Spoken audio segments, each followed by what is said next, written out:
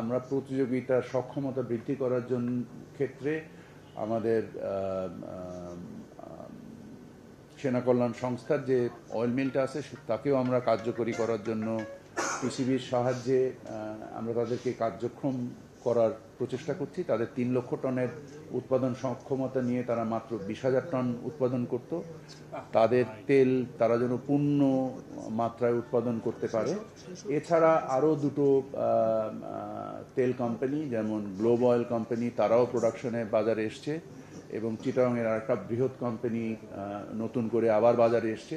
So আমরা আশা করি যে আজকে যে মূল্যটা নির্ধারিত হলো আমরা সামনে বাজারটাকে আমরা সরকার এখান থেকে প্রায় 550 কোটি টাকা রাজস্ব আহরণ সাহায্য করবে এবং আমরা আশা করি যে সামনে ইনশাল্লাহ বাজারের দাম আবার আমরা কমাতে পারবো।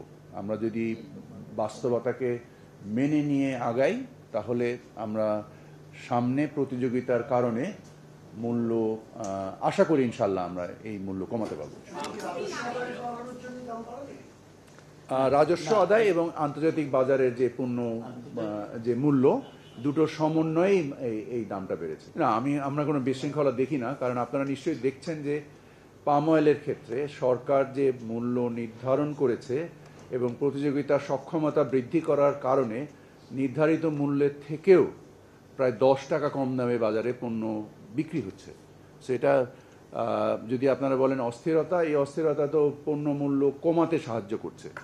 এর একমাত্র কারণ হচ্ছে মানে বাজারে যে যে ব্যাপ্তি এর পরিসর বৃদ্ধি করার মাধ্যমে আমরা অতিরিক্ত প্রতিযোগিতা সৃষ্টি করতে পেরেছি এবং আমরা আশা করছি যে আগামী 2-3 মাসের মধ্যে আরও 2-3টা কোম্পানি যে প্রোডাকশনে আসবে এবং আমরা যে স্থানীয়করণ করতে পেরেছি 30 লক্ষ টনের ভিতরে 7 লক্ষ টন সরিষার তেল এবং 6 লক্ষ টন আমাদের যে রাইস ব্র্যান অয়েল, এই দুটো মিলিয়ে প্রায় 10-12 লক্ষ টনের যে একটা স্থানীয় যোগান আমরা সৃষ্টি করতে পেরেছি এবং তার ফলে আমাদের ব্যাপক বৈদেশিক মুদ্রায় সাশ্রয় হবে এবং অ্যাট দ্য সেম টাইম আমাদের আভ্যন্তরীণ রাজস্ব বৃদ্ধি পাবে এবং আমাদের বাজারে প্রতিযোগিতার সৃষ্টি হবে। সামগ্রিকভাবে এটা সকলের জন্য, দেশের জন্য সামগ্রিকভাবে ভালো হবে। বাট অফকোর্স ভোক্তা পর্যায়ে যে আজকে যে দামটা মূল্যটা বৃদ্ধি করতে আমরা বাধ্য হলাম, এই বাধ্যকতাটা আমি মনে করছি সাময়িক এবং ইনশাল্লাহ আমরা অদূর ভবিষ্যতে এই মূল্যটাকেও নামায় আনতে সক্ষম হব। পাম অয়েলের আজকের বাজার মূল্য তো আমি যতটুকু জানি অনেক কম, 14 টাকা বাড়লো।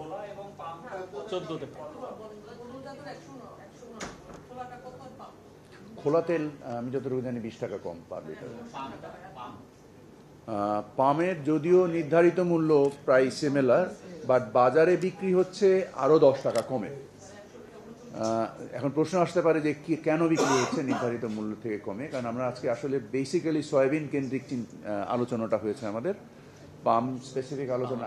আমি আসলে প্রধান উপদেষ্টার দপ্তরে আজকে একটা বিশেষ জরুরি সভার মধ্যে থাকার কারণে এই সভাতে আমি ব্যক্তিগতভাবে আজকে উপস্থিত থাকতে পারিনি, বাট তারপরেও আমি যে আপডেট নিয়েছি আলোচনার পক্ষে এবং এই আলোচনার সাথে আমি সামগ্রিকভাবেই সংশ্লিষ্ট ছিলাম, রিমোটলি হলেও সংশ্লিষ্ট ছিলাম থেকে পাম অয়েলটা আমার ধারণা বাজারে এখন যেহেতু শীতকাল নেই এবং গরমকালে আমাদের পাম অয়েলের চাহিদা বৃদ্ধি পায়, এর ফলে সয়াবিনের উপরেও চাপ কমবে এবং পাম অয়েলের ব্যবহার বাড়বে এবং পাম অয়েল বাজারে আরও প্রায় 10 থেকে 15 টাকা কম দামে বিক্রি হচ্ছে। সরি, না, প্রধান উপদেষ্টার মিটিং কমপ্লিটলি ডিফারেন্ট বিষয় হয়েছে। না, ওনারা এটা করতে পারেন না, ওনারা এই প্রেস রিলিজ, না, এটা ইটস এ ডিফল্ট, ওনারা এই কাজটা করতে পারেন না।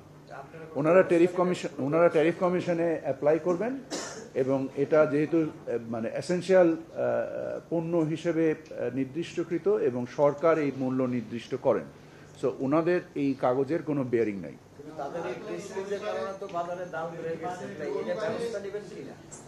আমাদের ভোক্তা অধিকার নিশ্চয়ই এটার ব্যাপারে ব্যবস্থা নেবে।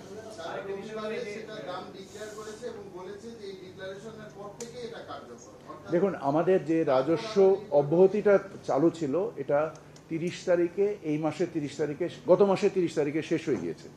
সো আমরা বিভিন্ন বিশ্লেষণ করতে আমরা নিজেরাও একটু সময় নিয়ে ফেলেছি, এতে অস্বীকার করার কিছু নেই, কারণ আন্তর্জাতিক মূল্য, আমাদের প্রতিযোগী অবস্থান এবং আমরা এই রাজস্ব অব্যাহতিটাকে কোনো রকমে মানে আরেকটু প্রলং করতে পারি কিনা সেই প্রচেষ্টা আমরা মানে খুবই নিয়োজিতভাবে কাজটা করেছি।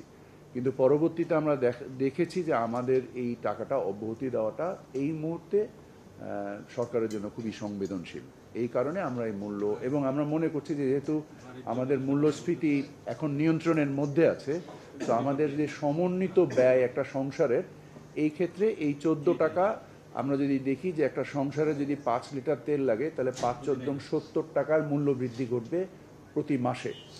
সো মাসে 70 টাকার মূল্য বৃদ্ধি এবং সামগ্রিক পণ্যের যে মূল্য, এতে কিছুটা হয়তোবা সহনীয় হবে। অবশ্যই এটা মানে একটা ভার বহন করতে হবে ভোক্তাকে, বাট এটা আমরা শুধু একটা পণ্যের মাসিক 70 টাকা খরচ বৃদ্ধি পাবে বলে আমার ধারণা। যদি আমরা একটা সংসারের 5 লিটার বা মানে যদি জন প্রতি 1 লিটার ধরে 5 জনের একটা সংসারে যদি আমরা 5 লিটার তেলের কনজামশন চিন্তা করি, আপনার কথাটা হয়তো পরিপূর্ণ সঠিক নয়, কারণ যে দাম নির্ধারিত আছে, যদি আপনি দেখেন পাম অয়েলের ক্ষেত্রে নির্ধারিত মূল্যের থেকেও প্রায় 15 টাকা কম দামে পাম অয়েল বিক্রি হয়েছে। না না, আপনার এটা তো সঠিক না, কারণ আমাদের শীতকালে যেটা হয় 70 ভাগ হয় সয়াবিন, 30 ভাগ হয় পাম অয়েল, আর গরমকালে হয় 70 ভাগ পাম অয়েল, 30 ভাগ সয়াবিন। এটা উল্টে যায়।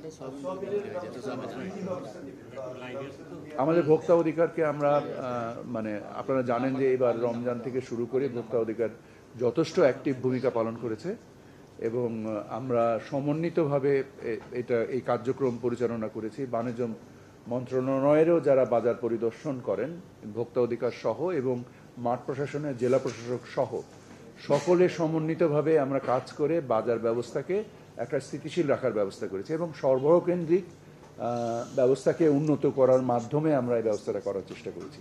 সো আমরা একই পদ্ধতিই ফলো করব, যেহেতু এই পদ্ধতিটা কাজ মানে মানে মানে ইফেক্টিভ ছিল। সো আমরা একই পদ্ধতি ফলো করব। সরি, এই মুহূর্তে একদম প্রিসাইজ নাম্বারটা আমার খেয়াল নেই, বাট এটা সিঙ্গেল ডিজিটে নেমে এসছে আর কি।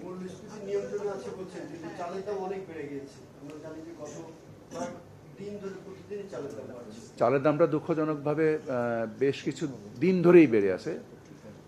আমাদের বোরো আর সপ্তাহ দুয়েকের মধ্যে আসবে বাজারে, এবং আমাদের যে মূলত চিকন চাল, এই চালটা বোরো থেকেই আসে। সেটা আপনারা নাজিসাইল বলেন বা মিনিকেট বলেন, এটা এই মৌসুমের চাল থেকেই এই চালটা আসে।